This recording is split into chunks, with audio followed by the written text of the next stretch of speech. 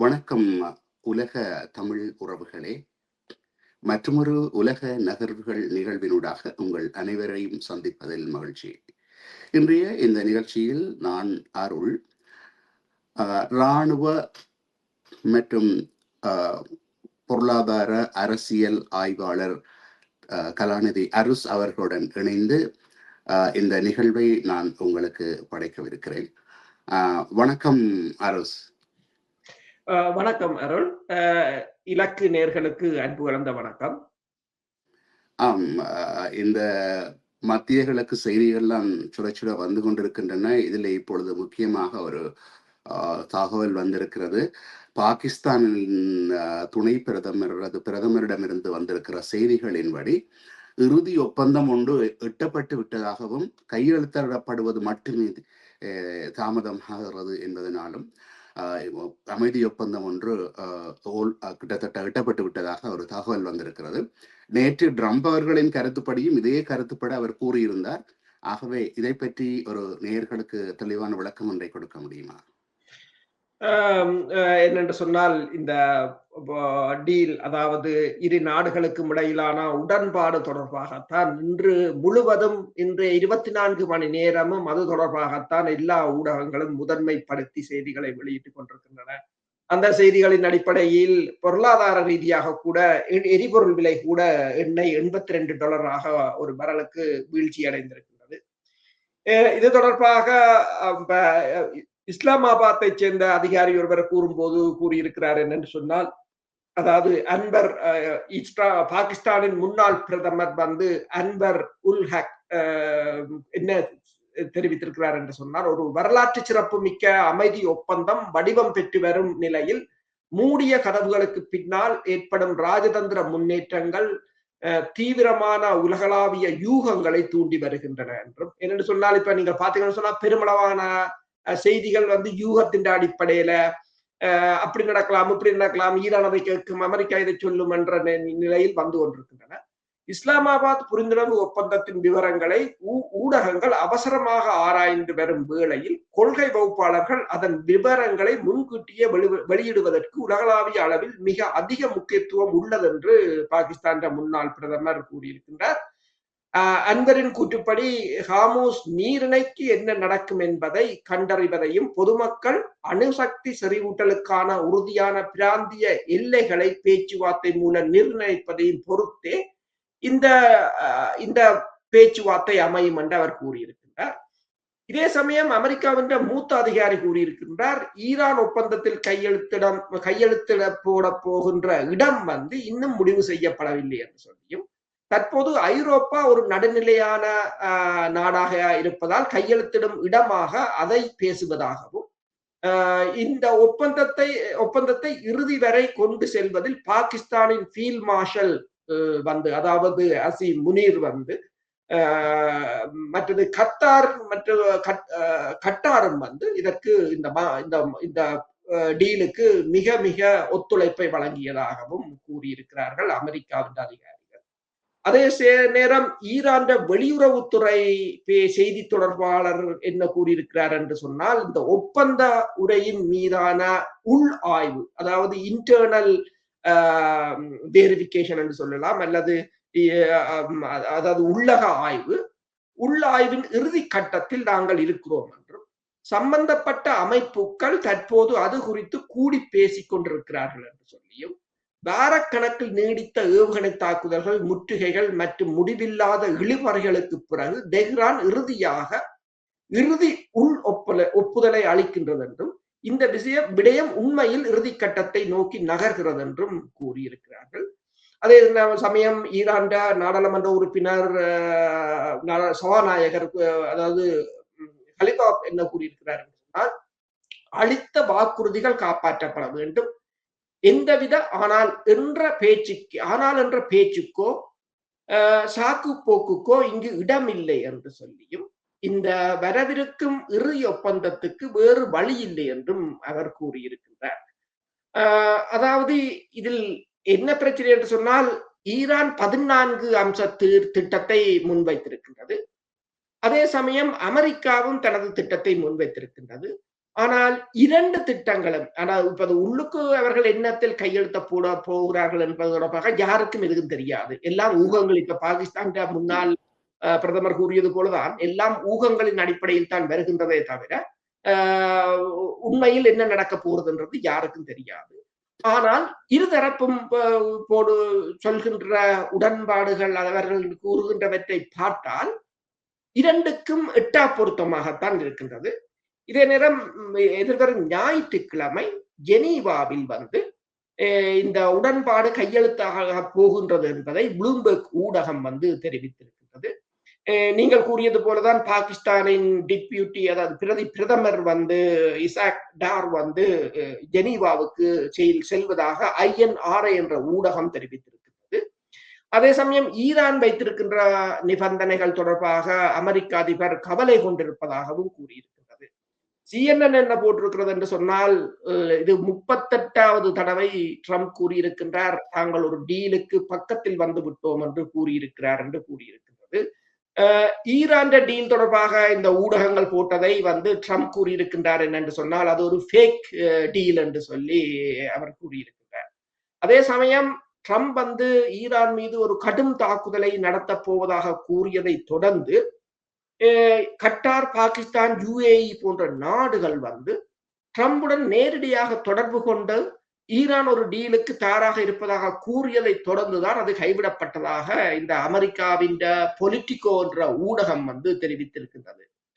ஆனால் இந்த ஈரானை பொறுத்தவரையில் ஈரானிய செய்தி நிறுவனம் என்ன சொல்லி இருக்கிறது என்று சொன்னால், அவர்களின் அந்த உடன்பாட்டின் நிபந்தனைகளின் அடிப்படையில் அணுசக்தி விவகாரம் தொடரப்படாமல் உள்ளது என்று சொல்லியும், அணுசக்தி விவகாரம் தொடர்பாக இப்போதைக்கு பேசுவதில்லை என்றும், அது 60 நாட்களுக்கு பிறகுதான் அது தொடர்பாக பேசப்படும் என்று சொல்லியும், ஹார்முஸ் நீரிணையில் அமெரிக்காவுக்கு எந்த பங்கும் இல்லை என்று சொல்லியும், அதன் நிர்வாகம் ஈரானிடம்தான் இருக்கும் என்று சொல்லியும், லெபனான் உட்பட அனைத்து முனைகளிலும் போர் நிறுத்தப்பட வேண்டும் என்று சொல்லியும், தெளிவான வழிமுறையுடன் முடக்கப்பட்ட சொத்துக்கள் அனைத்தும் விடுவிக்கப்பட வேண்டும் என்று சொல்லியும், ஈரான் சேதமாக, அதாவது போர்னால் சேதமடைந்ததுக்கு ஈரானுக்கு $300 பில்லியன் வழங்கப்பட வேண்டும் என்றும், ஈரான் முடக்கப்பட்ட சொத்துக்களில் $24 பில்லியன் விடுவிக்கப்பட வேண்டும் என்றும் முதல் கட்டமாக என்றும் ஈரான் கூறியிருக்கின்றது.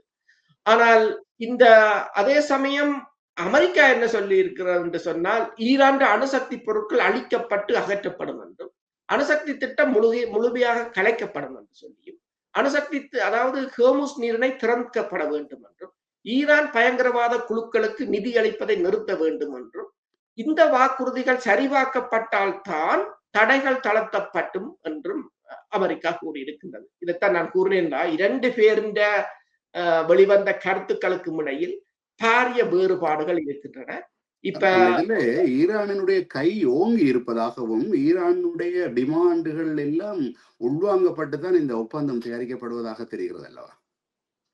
அதுதான் உண்மையாக இருக்கின்றது. ஏனென்றால் அமெரிக்காவுக்கு வேறு வழி இல்லை என்பது தெளிவானது ஒன்று. இப்ப அமெரிக்காவுக்குள்ள ஒரு பிரச்சனை என்னென்று சொன்னால், எந்த உடன்பாட்டை ட்ரம்ப் விமர்சித்தாரோ அந்த உடன்பாட்டை ஏற்றுக்கொள்ள வேண்டிய நிலை. இப்ப ஒபாமாவால் கொண்டு வரப்பட்ட JCPOA என்ற அந்த உடன்பாட்டை அவர் கூறியது என்னென்று சொன்னால், ஒபாமா வந்து ஈரான் நிதியை, முடக்கப்பட்ட நிதியை விடுவித்ததாக கூறியிருந்தார். ஆனால் இப்போது அவர் அதை விடுவித்தால் அது அவருக்கு ஒரு பேக்ஃபயர் ஆகும். என்று சொன்னால், எதை விமர்சித்தாரோ அதை தான் விடுவிக்க வேண்டிய நிலை. அதுதான் அவருக்கு இருக்கிற இப்ப இருக்கிற மிகப்பெரிய ஒரு பிரச்சனையாக இருக்கின்றது. அதாவது இந்த முதல் ஒபாமாவை விமர்சித்து விட்டு அதை விட ஒரு மோசமான ஒரு உடன்பாட்டுக்கு அமெரிக்க அதிபர் செல்ல இருப்பதுதான் மிகப்பெரிய பிரச்சனை. ஆனால் இந்த நிலைக்கு இப்ப நீங்கள் கூறியது போல, ஏன் இந்த நிலைக்கு ட்ரம்புக்கு நீங்கள் கூறியது போல ஏன் ஈரான் நிலைமை ஓங்கி இருக்கிறது என்று சொன்னால், அதுக்கு இப்போது UAE ஒரு காரணம். உங்களுக்கு தெரியும், UAE வந்து இந்த போரின் போது இஸ்ரேலுடன் நின்றது. இஸ்ரேலிய ராணுவத்தினர் அங்கு இருந்தார்கள். அயன்டோம் கூட கொண்டிறக்கப்பட்டது. ஆனால் இப்போது ராய்ட்டர் ஒரு செய்தியை போட்டிருக்கிறது, UAE வந்து ஈரானுக்கு $10 பில்லியன் விடுவிப்பதற்கு சம்மதம் தெரிவித்திருப்பதாகவும், நல்லெண்ணமாக முதல் கட்டமாக $3 பில்லியனை கொடுத்து விட்டது என்று சொல்லியும், டோட்டலாக $20 பில்லியன் இப்போது கொடுக்க போகிறார்கள் என்று சொல்லியும், அதற்கு கைமாறாக ஈரான் UAE-யை தாக்காது என்று சொல்லி, அதாவது இதை என்னென்று கூறுகிறார்கள் என்று சொன்னால், அதாவது ஒரு அமைதியாக தங்கள இடத்தை வைத்திருப்பதற்காக சூட்கேஸில் காசை கொடுப்பது போன்றது என்றுதான் இதனை கூறியிருக்கிறார்கள். அண்மை காலமாக UAE போக்கு மாறிவிட்டது. அதே போலதான் கட்டாராக இருக்கலாம். கட்டார் இப்போது ஈரானுடன் பேசிக் கொண்டிருக்கிறது தாங்கள் பணத்தை விடுவிப்பதாக. அவர்களுக்கு இப்போது ஒன்று தெரிகிறது என்று சொன்னால், அமெரிக்காவாலோ இஸ்ரேலினாலோ தங்களை பாதுகாக்க முடியாது. சரிதான். உண்மையை சொல்ல போனால் மிகவும் பாதிக்கப்பட்டது என்று கூற போனால் UAE தான் கூறலாமே என்று சொல்லி சொன்னா, குறிப்பாக துபாயில் இருக்கிற கட்டுமானங்கள் எல்லாம் பாதையிலே நிற்கின்றன. பணத்தை முதலிட்டவர்கள் மிகுதி பணத்தை முதலிடாமல் கொண்டு வெளியேறுகிறார்கள். துபாய் நாட்டை சேர்ந்தவர்களே பாதுகாப்பான இடங்களை தேடி சென்று போகிறார்கள். துபாயின் எதிர்காலம் இன்னொரு 10-20 வருடங்களுக்கு பின்னோக்கி சென்று விட்டது. திரும்பவும் மீள முடியாத அளவுக்கு சென்று விட்டது. ஆகவே இனி அமெரிக்காவில் தங்கி இருந்தால் தங்களுடைய நிலைமை கடினமானது என்றும், தாங்கள் ஈரானோடு இணைந்து ஈரானை தங்களை பாதுகாவலனாக வைத்துக் கொண்டு போவதுதான் உண்மையில துபாய்க்கு நல்லது என்று சொல்லியும் ஆய்வாளர்கள் கூறுகிறார்கள். அதனுடைய வெளிப்பாடாகத்தான் இது இருக்கும் இல்லவா?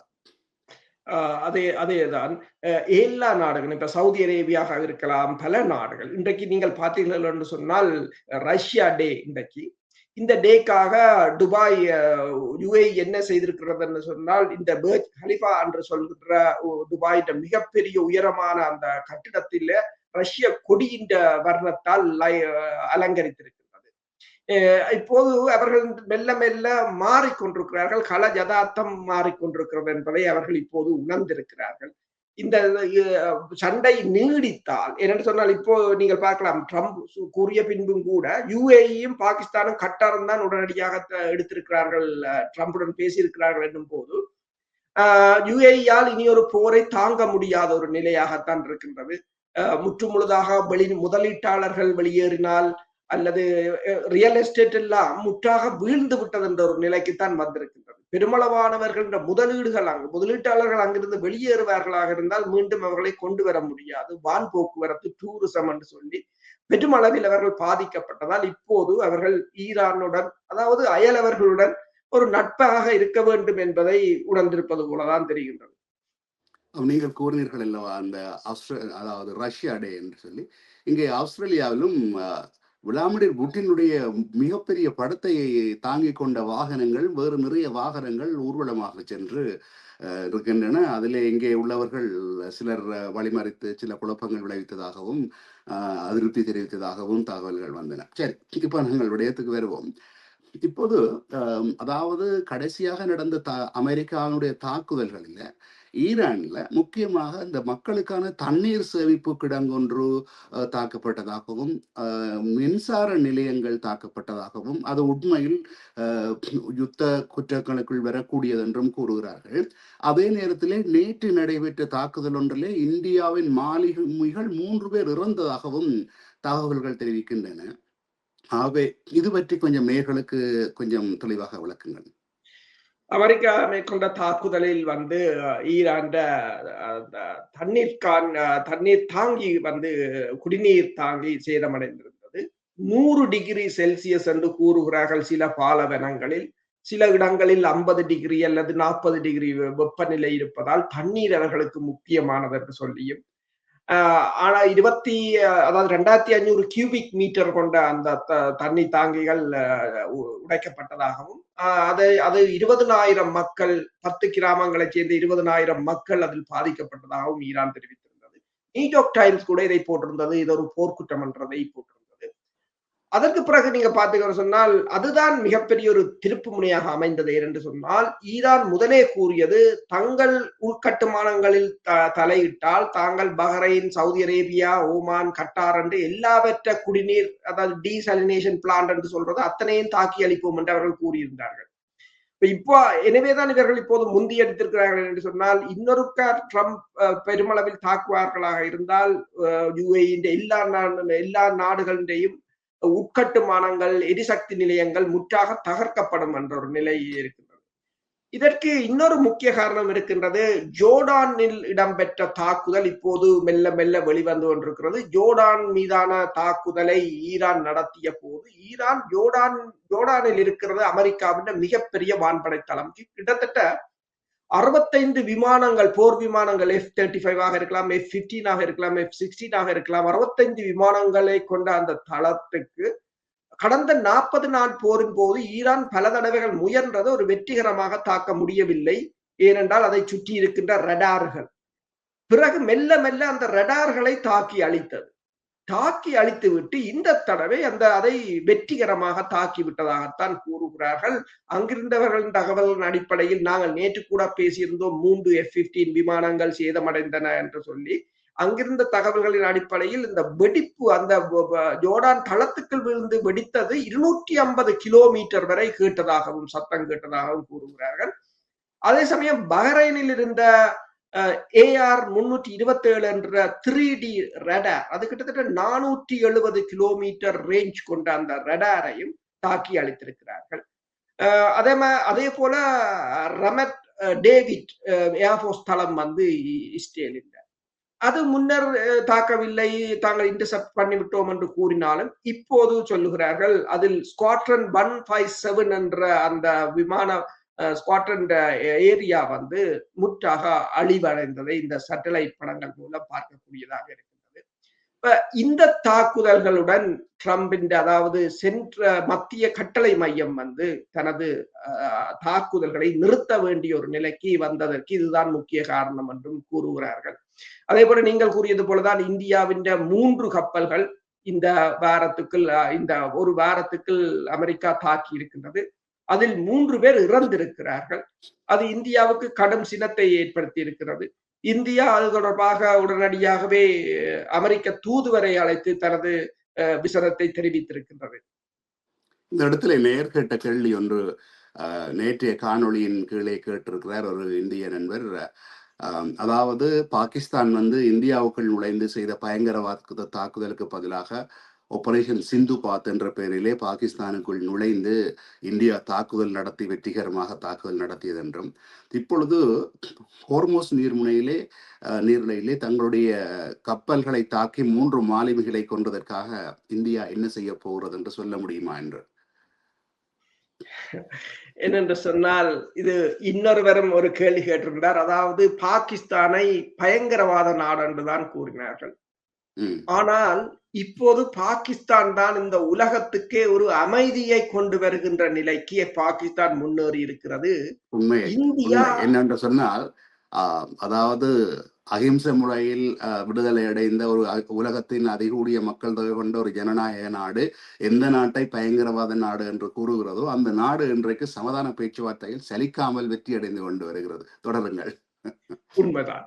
அப்ப அதாவது இன்று நான் இப்ப முதல் பேசும்போதும் கூறினேன், இந்த ப்ளூம்பர்க் கூட கூறியிருக்கிறது பாகிஸ்தான் ஃபீல்ட் மார்ஷல் அசீம் முனீர் அவர் ஒரு சிறந்த ஜெனரல் என்று பல தடவைகள் அமெரிக்க அரசு தலைவர் கூட கூறியிருக்கின்றார். ஆனால் பாகிஸ்தான் ஒருபலம் நீங்கள் பாருங்கள், பாகிஸ்தான் இந்த பேச்சுவார்த்தையில் முன்னணி நிற்கிறது. ஜெனீவாவுக்கு கூட பாகிஸ்தான் பிரதமர் தான் போகின்றார். ஆனால் மறுபலமாக இந்தியாவுக்கு அமெரிக்கா தாக்குதல் நடத்துகிறது. அதாவது கள நிலைமையே மாறிவிட்டது என்று சொல்லும் போது, இந்தியாவை தாக்காமல் விட்டால் கூட பரவாயில்லை. இந்தியாவின் 3 கப்பல்களை தாக்கி இருக்கிறார். இந்தியா அமெரிக்காவின் குவாட் என்ற அமைப்பில் இருக்கிறது. இந்து சமுத்திர பிராந்திய, இந்தோ பசிபிக் பிராந்தியத்தில் இந்தியாவும் அமெரிக்காவும் இணைந்து கூட்டு ரோந்தை செய்வோம் என்றெல்லாம் சொல்கிறார்கள். ஆனால் அமெரிக்காவின் தாக்குதலில் 3 கப்பல்களை தாக்கி இருக்கிறார்கள். அது மிகப்பெரிய ஒரு, அதாவது ஜியோபொலிட்டிக்கல் ஒரு மிகப்பெரிய ஒரு சேஞ்சாகத்தான் இந்த 2 விடயங்களையும் பார்க்கலாம். நீங்கள் கூறியது போல இந்த செந்தூர் நடவடிக்கை, அதை பொறுத்தவரையில் இந்தியா அமெரிக்காவை தாக்குமா என்றால் உங்களுக்கு தெரியும், ஒன்று யோசித்தார். அதாவது சிந்தூர் நடவடிக்கையுடன் இந்தியாவின் தாக்குதல் வலிமை முடிந்து விட்டது. அதை நான் முதலே கூறியிருந்தேன். அந்த பாகிஸ்தான் அந்த அன்று நடந்த வெற்றி தான் இன்று ட்ரம்பை பாகிஸ்தான் பக்கம் போக வைத்திருந்தது. கிட்டத்தட்ட 7 விமானங்களை நேட்டோவின் ரஃபேல் விமானம் நேட்டோவின் தலை சிறந்த விமானம். அந்த விமானம் வீழ்ந்தால் அதுக்கு பிறகு அப்பீல் இல்லை. வேறு விமானங்கள் இல்லை. இப்ப ஈரான் என்னது வென்றது, அமெரிக்காண்ட F-35 வீழ்த்தியது. அப்ப அதுக்கு பிறகு ஒன்றும் செய்ய முடியாது. F-15E வந்து அதுதான் ஆழ ஊடுருவும். அது லாங் ரேஞ்ச் ஃபைட்டர் ஜெட். அது விடுகும் என்று சொன்னால் வேற விமானத்தை கொண்டு சென்று அடிக்க முடியாது என்ற ஒரு நிலை. அதே போலதான் பாகிஸ்தான் அந்த நடவடிக்கை இருந்தது. அதற்கு பிறகு அப்பவே நான் கூறுறேன், இனி இந்தியா பாகிஸ்தானை தாக்காது என்று. அதற்கு பிறகு உங்களுக்கு தெரியும், புது டெல்லியில் ஒரு குண்டு வெடித்திருந்தது. அந்த குண்டை கூட, அதாவது காஷ்மீரில் குண்டு வெடித்த போது பாகிஸ்தானுக்கு அடிக்க சென்றவர்கள் செங்கோட்டையில் குண்டு வெடித்த போது அதை சிலிண்டர் வெடித்தது என்று சொல்லி மூடி மறைக்க பார்த்தார்கள். அப்ப என்னென்று சொன்னால் இனி சண்டை சரி முடிஞ்சது. படைவலை சமநிலை மாறிவிட்டது. அப்ப பாகிஸ்தானுடனே இந்த நிலைமை என்று சொன்னால் அமெரிக்காவை ஒன்றுமே செய்ய முடியாது. இந்தியா வந்து அதாவது ரஷ்யாவுடனான நெருக்கமான உறவை கொண்டுள்ள நாடு இந்தியா. ரஷ்யாவுக்கும் உக்ரைனுக்கும் இடையிலான இவ்வளவு கால நீண்ட யுத்தத்தில் இந்தியா ஒரு நடுநிலைமை வைத்து இன்றைக்கு பாகிஸ்தான் செய்கின்ற வேலையை செய்திருக்க முடியாமல் போனதா? முடிந்திருக்கலாம். அதான் நீங்கள் நல்ல ஒரு கேள்வி கேட்டிருக்கிறீர்கள். செய்திருக்கலாம். அவர்கள் அமெரிக்காவையும் சமாதானப்படுத்த வேண்டும். மேற்குலக நாடுகளையும், அதாவது துணிச்சலாக ஒரு முடிவை எடுக்க முடியாது. இப்ப பாகிஸ்தான் இதுக்கு முன்னறியதற்கு காரணம் என்னென்னா வெளிவார கொள்கை. வெளிவார கொள்கை என்று சொல்லும் போது அவர்கள் எல்லா நாடுகளுடனும் அனுசரித்து போனார்கள், எல்லா நாட்டையும் மதித்தார்களே தவிர, ஆனா ஒரு நாட்டுடன் போய் ஒட்டிக்கொண்டு மற்ற நாட்டை எதிர்க்கவில்லை. இப்ப சண்டை தொடங்குவதற்கு 2 நாட்களுக்கு முன்னர் பிரதமர் மோடி அவர்கள் இஸ்ரேலுக்கு போய் ஃபாதர்லேண்ட் என்று சொல்லி பெஞ்சமின் நெத்தனியாவை கட்டிப்பிடித்தால் அதற்கு பிறகு யாரும் நடுநிலைமை வகிக்க முடியாது. அதான் அந்த பிரச்சனை. நடுநிலைமை வகிக்க முடியாது. இன்றைக்கு பாருங்கள், இந்தியா வந்து கிட்டத்தட்ட $428 மில்லியன் அமெரிக்காவிடம் இருந்து 26 அப்பாச்சி ஹெலிகாப்டர்களையும் MQ-9 ட்ரோன்களையும் வாங்க ஒப்பந்தம் செய்திருக்கின்றனர். ஆனால் அப்பாச்சி ஹெலிகாப்டரை ஒரு $20,000 ஆள் இல்லாத ட்ரோன்ஸ் வந்து தாக்குதல் வீழ்த்துகின்றது. அதே போல MQ-9 உங்களுக்கு தெரியும், இந்த ஈரான்ல 30 MQ-9 விழுந்தது. இவ்வளவு காசும் இனி இவ்வளவும் இனி, அதாவது இதால் எந்த பிரயோசனம் இல்லை என்பது இப்போது வெளிப்படையாகும். இதுதான் ட்ரம்பின் இந்த போர் நிறுத்தத்துக்கு காரணம். ட்ரம்ப் ஒரு டீலுக்கு வர்றதுக்கு காரணம் என்னன்னு சொன்னால், இப்படி எல்லா ஆயுதங்களும் விழுந்து கொண்டிருந்தால் நாளைக்கு இந்த ஆயுதம் வாங்குறவர் அத்தனை பேரும் கேன்சல் பண்ணிடுவாங்க ஓர்டரை. என்ற இது தேவையில்லை, இதை வைத்து ஒன்றுமே செய்ய முடியும், அமெரிக்காவாலேயே ஒன்றும் செய்ய முடியாது என்று சொன்னார். இந்த நாடுகள் இதை வாங்கி என்ன செய்ய போகிறது? வீணான செலவும், அது பராமரிப்பு, அதுகள் இதுகள் என்று செலவாகத்தான் இருக்கும் என்றதுதான். ஏற்கனவே அமெரிக்காவிடமிருந்து இந்த போயிங் ரக விமானங்களை வாங்குகிற ஓர்டர்கள் நிறைய அவர்கள் ரத்து செய்து கொண்டிருக்கிறார்கள். ஏனென்றால் அடுத்தடுத்து இந்த போயிங் விமானங்களினுடைய குறிப்பாக 787, 19, 787-8 இந்த விமானங்கள் தொடர்ந்து விழத் தொடங்கினது. அதோட இன்னொன்று வந்து பேட்டரி பிரச்சனையால் ஒரு ஆயிரக்கணக்கான விமானங்கள் தரையிறக்கப்பட்டு இன்னமும் சேவைக்கு வரவில்லை. அதனால் இப்பொழுது ஏர்பஸ் நோக்கி செல்கிறார்களே தவிர அமெரிக்காவினுடைய போயிங்கை நோக்கி செல்லவில்லை. அப்ப அதே நிலைமைதான் இப்பொழுது ஆயுதங்களுக்கு நடக்க போகிறது. ஆயுதங்களை பரீட்சித்து பார்க்கும் களத்திலே ஆயுதங்கள் பலவீனமானதாக தோற்றமளித்தால் அவர்களுடைய ஆயுத வியாபாரம் பாதிக்கப்பட்டுவிடும். உண்மைதானே? உண்மைதான். அதுதான் இப்ப அமெரிக்காவுக்கும் உள்ள ஒரு பிரச்சனையாக இருக்கிறது. எல்லா ஆயுதங்களும் அங்கு அடி வாங்கும் போது பல நாடுகள் இனி அமெரிக்காவின் ஆயுதங்களை வாங்குவதற்கே பின்னடிக்கக்கூடிய ஒரு நிலை. ஏற்கனவே பொருளாதாரத்தால் அவர்கள் வீழ்ந்து இருக்கிறார்கள். பொருளாதாரத்தால் பொறுத்தவரையில் இப்போது இந்த ஈரான் மேற்கொண்டு வந்த இந்த டீலை பொறுத்தவரையில் எல்லா நாடுகளுக்கு இப்போது அது தேவையாகவே இருக்கின்றது. குறிப்பாக மத்திய கிழக்கு, இப்ப UAE கூட 180 பாகையால் திரும்பி இருக்கிறது. என்று சொன்னால் அவர்கள் இதுவரையிலும் ஈரானுக்கு எதிராக நின்றவர்கள். ஏனென்றால் இந்த சண்டைக்கு முதல் UAE-யில் தான் ஈரான் வந்து தனது பணத்தை வைப்பிட்டிருந்தது.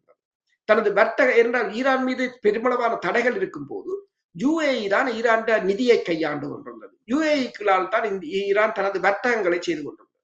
ஆனால் சண்டை தொடங்கியதும் அவர்கள் அவ்வளவுத்தையும் முடக்கி விட்டார்கள்.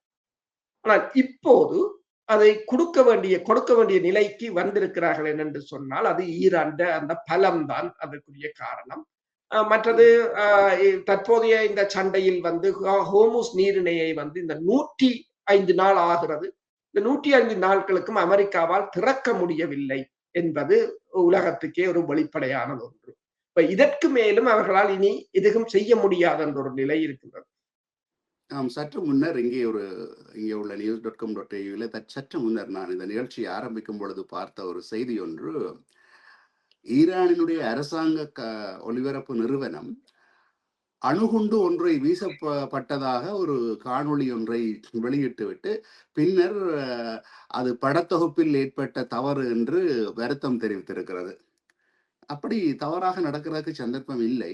எனக்கு என்னவோ ஈரான் அணுகுண்டு பரிசோதனை தான் நடத்தி பார்த்ததனை வீடியோவாக பதிவு செய்திருக்கிறார்கள் என்றது போல தோன்றுகிறது. உங்கள் அபிப்பிராயம் என்ன இதிலே? இருக்கலாம். ஏனென்று சொன்னால் இப்ப இஸ்ரேலிடம் கிட்டத்தட்ட 90 அணுக்குண்டுகள் இருப்பதாக கூறுகிறார்கள். ஆனால் இஸ்ரேல் இதுவரையில் ஒரு அணு ஆயுத நாடாக தன்னை கூறிக்கொள்ளவில்லை. வடகொரியாவும் அவ்வாறுதான். பாகிஸ்தானில் முதல் முறை பாகிஸ்தான் அணுக்குண்டை பரிசோதனை செய்த போது அந்த நில அதிர்வை வைத்துத்தான், ஏனென்றால் நிலத்துக்கு அடியில் தான் அந்த அணுக்குண்டை வெடிக்க வைப்பார்கள் அல்லது கடலுக்கு அடியில் வெடிக்க வைப்பார்கள். அப்போ அவ்வாறு வெடிக்க வைக்கும் போது கடலுக்குள் அலை எழும்பும் சுனாமி போல, இரண்டாம் நிலம் அதிரும். அதே போல நில அதிர்வு ஏற்படும். கிட்டத்தட்ட அது அந்த நில அதிர்வு வந்து ஒரு 4-5 ரெக்டர்களுக்குள்ளதான் இருக்கும், பெருசாக இருக்காது. ஆனால் உணரப்படும் அந்த அதிர்வு. இப்ப நீங்க பார்த்தீர்கள் என்று சொன்னால் கடந்த வாரம் ஈரான் இஸ்பஹான் பகுதிக்கு பக்கத்துல ஒரு நில அதிர்வு ஒரு 5 ரெக்டர் என்று பதிவாகி இருக்கிறது. அதாவது அதுக்கு முதல் 2 மாதத்துக்கு முதல், அதாவது போர் தொடங்கி ஒரு மாதத்துக்கு பிறகும் ஒரு நில அதிர்வு அப்போதும் ஒரு 4.5 வரையிலான ரெக்டர்ல பதிவாகி. இந்த அளவுகள் வந்து உண்மையாக அணு ஆயுத பரிசோதனையின் போதுதான் வருவது. ஈரானும் அதை பற்றி ஒன்றும் பேசவில்லை. ஐக்கிய நாடுகள் சபையின் அணு ஆயுத பிரிவு என்ன சொல்கிறது என்று சொன்னால், இந்த ட்ரம்ப் வந்து இந்த உடன்பாட்டிலிருந்து வெளியேறியதால் முன்னர் இந்த அணு ஆயுத அமைப்பு வந்து தாங்கள் ஒவ்வொரு வாரமும் வந்து ஈரானுக்குள் என்ன நடைபெறுகிறது என்பதை போய் பார்த்து கொண்டே இருப்பார்கள், எல்லாவற்றையும் செக் பண்ணுவார்கள், எவ்வளவு செறிவாக்கப்பட்ட யுரேனியம் இருக்கிறது என்றதை தரவுகள் எடுப்பார்கள். ஆனால் இப்போது கடந்த 1 வருடமாக ஒன்றும் இல்லை. அப்ப என்ன அங்க நடக்கிறது என்றது யாருக்கும் தெரியாது என்ற ஒரு நிலை. அடுத்ததாக அணுக்குண்டை அதை செய்வதற்குரிய தொழில்நுட்பத்தை ரஷ்யாவும் வழங்கும், சீனாவும் வழங்கும், வடகொரியாவும் வழங்கும்.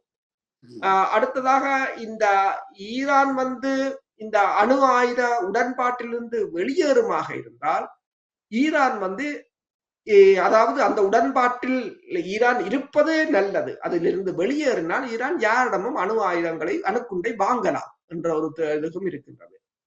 இன்றைய இந்த நிகழ்வை நிறைவு செய்துகின்ற நேரம் நெருங்குகின்றது. அதே நேரத்திலே இன்று ஒரு நேரின் கேள்விக்கும் பதிலளித்திருக்கிறீர்கள். எதிர்காலத்திலும் நேர்களுடைய நியாயமான கேள்விகள், எல்லோருடைய கேள்விகளுக்கும் பதிலளிக்க முடியாது. முடிந்தவரையில் அவர்களின் கேள்விகளுக்கும் பதிலளிக்கும் நிகழ்வாக இந்த நிகழ்வை மாற்றலாம் என்று நான் நினைக்கிறேன். நீங்கள் அந்த உங்கள் அபிப்பிராயத்தையும் கூறுங்கள். நாங்கள் பதிலளிக்காவிட்டாலும் எல்லா கருத்தையும் நாங்கள் பார்ப்பதுண்டு. அதில் முக்கிய தேவையான இதுகளுக்கு தேவையான உங்கள் சந்தேகங்களுக்கு அல்லது கேள்விகளுக்கு நாங்கள் இயலுமானவரை எங்கள் நேரம் தான் பிரச்சனை, ஏனென்றால் அதுக்கு எங்களால் தரக்கூடிய தகவல்களை தருவதற்குத்தான் நாங்கள் முயற்சி செய்வதுண்டு. நேரம் இருக்கும் போது நாங்கள் கட்டாயம் பதிலளிப்போம். இன்றைய நிகழ்விலே நாங்கள் இந்தியாவை பற்றி குறிப்பிடும் பொழுது நாங்கள் இந்தியாவுக்கு எதிரானவர்கள் அல்ல, இந்தியாவுடைய இயலாத நிலையை பற்றித்தான் நாங்கள் குறிப்பிட்டிருந்தோம். அதை பற்றி யாரும் குறை கொள்ளக்கூடாது என்பதையும் நான் இந்த நிகழ்ச்சியில் கூறிக்கொண்டு இத்துடன் இன்றைய இந்த நிகழ்ச்சியிலே முடிவடைக்கிறோம். மீண்டும் இன்னும் ஒரு நிகழ்ச்சியில் உங்கள் அனைவரையும் சந்திக்கும் வரை நான் உங்களிடமிருந்து விடைபெறுவது அருள். நன்றி, வணக்கம். நன்றி, வணக்கம்.